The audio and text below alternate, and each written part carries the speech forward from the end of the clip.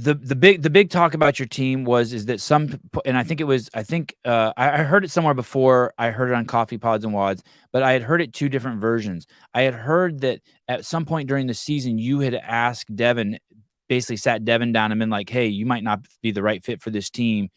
And then I don't know if Dani Speagle's name was thrown out then, but then the way I heard it on Pedro's podcast is that he said it wasn't you, it was Josh that said it to her. That Josh said, hey, you might not be the right fit for this team. Dani might be the fit. Can you tell us that story? What happened? And was that a hard talk? Yeah, I mean, yeah. So Josh did end up saying something like that. And it's just so throughout the season, we all had our certain deals, whether it's personal, whatever it is. Like, but I think towards the end of the season. How close was that to the games that talk happened? I would say like a week and a half before. You could switch. You could switch then. So that's that. Oh yeah. You can before. I think it's just okay. So hey, isn't it too late for Josh to have that talk to her? Like, part of me, I'm torn because part of me is like the way it's always been presented to me is that hey, that was a dick move. That they did that to her. But another part of me is like, no, it's not a dick move. If she needs to talk, she needs to talk. But then on the other hand, I'm like, ooh, week before. Now you're saying it's a week before. I'm like, well, is that too late? Did he really mean it? Sorry, tell me the story and then I'll pepper you with questions. You see all those emotions you're going through? Yeah. The emotions we all had. Yeah. Like as a team, all four of us, we all had those leading up to the games.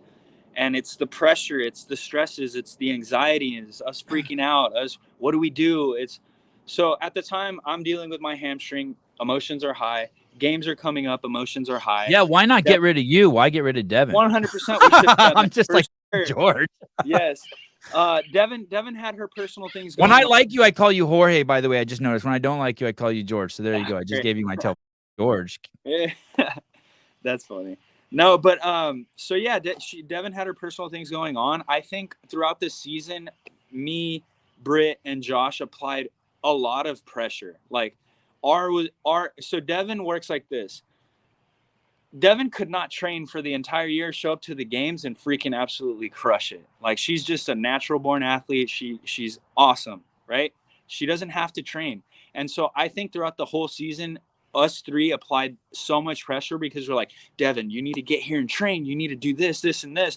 And I always go back to the thought of like Dennis Rodman. He'd go out, he'd party, he'd do, and I'm not saying Devin's partying and all that stuff, but he'd go party, stuff like that. Before the championship game, he'd come, he'd crush it, right?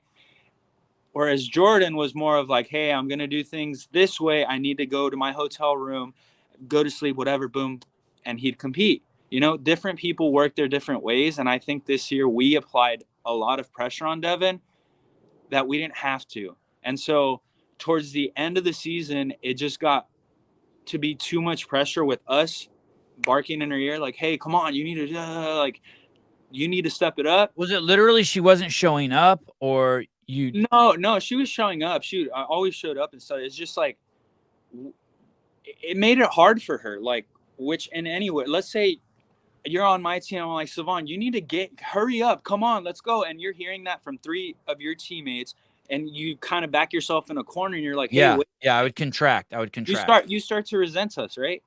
It would hurt my self-esteem instead of help me. Yeah, I would go inward instead of yeah. Yeah, and so the thing about that was I was so occupied with my hamstring that I didn't take a step back and understand it from her point of view. I didn't say, hey, you know what is Devin going through? And so I could have been like, hey guys, let's stop, let her do her thing. Like, she's going to come out, compete. And so I think that's what it kind of felt like we were getting towards games. And she just kind of was like, hey, you know what? Like, you guys need to stop. She started resenting us. She started like, hey, you know what? I'm not going to come in today just because I don't want to deal with this, which she has every right to. And so that's kind of, then Josh turns it on. He's like, hey, you're not showing up. We need to get Dani in here. And it's all normal things. I just look back at it, and my biggest regret was not like stopping and understanding like, dang, all three of us are applying way too much pressure. She's 21. Like she's figuring things out in her life outside. She's only 21. Devin Kim's only 21. only 21. Yeah. It's crazy. And so that's kind of like, that's honestly what happened all season, was just like we applied way too much pressure. She started to resent that, which she has every right to. And then, yeah, we had Josh had that conversation with her, and we were just freaking, like, it was just like game. Does he talk to you before he has that conversation with you guys? Yeah, I mean, like some. Does he say, "Hey, I'm gonna have that talk with you," and you guys are like, "Okay, go ahead," or you guys are like, "Ooh, we better not"? Both. Because Okay. we're obviously like in that moment, we're like, yes, because she can't handle the like, she can't, but we're just freaking out. Like, it's nothing like that. Like, I love Devin for this. Like, with the amount of pressure we applied on her, like, she came out and she dominated the games. We wouldn't have won without her. Like, and that's why I like, when every time I talk to her now, I'm literally like, thank you for sticking with us. Obviously, with Josh and Britt, I'm like, thank you guys for the amount of focus you guys provided. Like, they showed up every single day, did whatever it was on the program or whatever I said, whatever it was. And like, I'm just thankful for both sides, because it could have easily gone sour after that.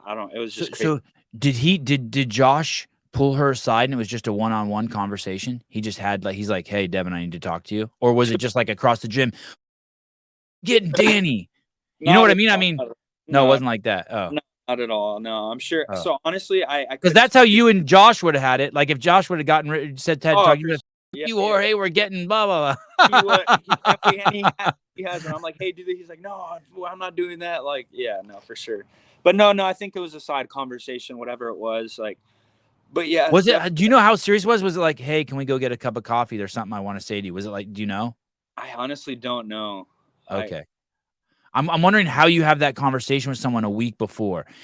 There's a kind of a little piece of it like, your wife's pregnant and you're leaving her.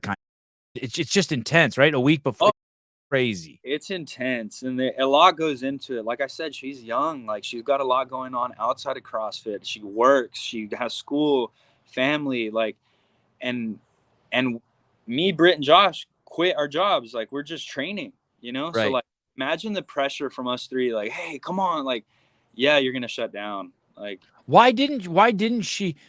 How about going the other way? Let's look at it just this way a second. Why didn't she show more commitment? Why didn't she like maybe quit her job or kind of step in line with maybe with what you guys wanted, the behaviors you wanted to see? But I mean, she has other priorities. Like, we knew that going so we had that conversation at the beginning, and we said, hey, you know what? Like, we're going to do this. This is the cards we're dealt. Well, I quit my job, Josh, whatever it is. Devin, these are your, okay, we'll manage that. Like, we all came forward with what we had. So you're taking full responsibility for it. She didn't surprise you. You're saying that she held her end of the bargain and you guys wanted more from her. Exactly. Yeah. We apply. I mean, yes. Yeah.